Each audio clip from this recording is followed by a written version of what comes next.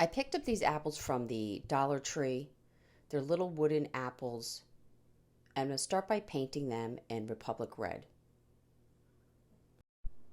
I used one package of the apples for this particular project.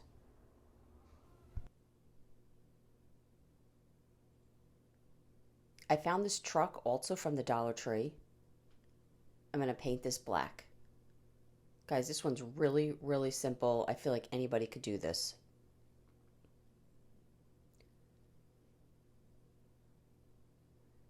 I did go in the inner portion of the truck and paint that black as well. Then I took this jingle block and put it in the inside of the truck and started to glue the apples to that jingle block and then to one another.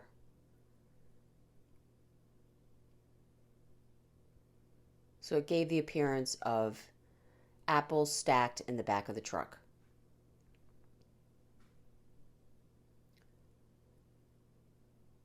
While the apples were there, I took a little black paint and painted the stems on each apple.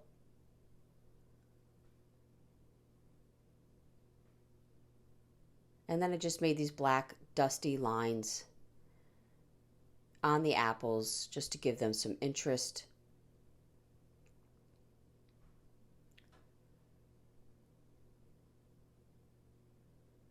I had this welcome fall. We do have this at chocolatefancy.com.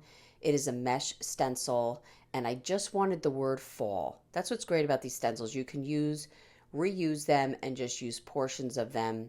And I'm using our white ink.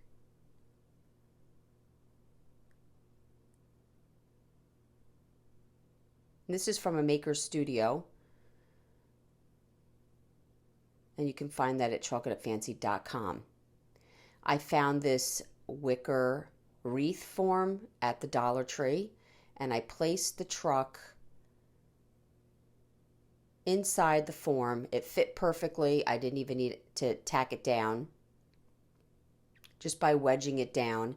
And then I found this striped ribbon. I believe I got this at either Hobby Lobby or Michael's, and I created a bow.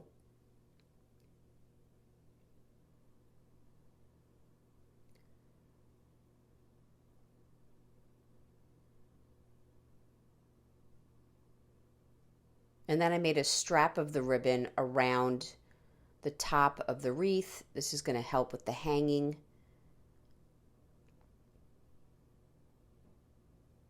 I did make a small hole in the back portion of that ribbon so you could hang it.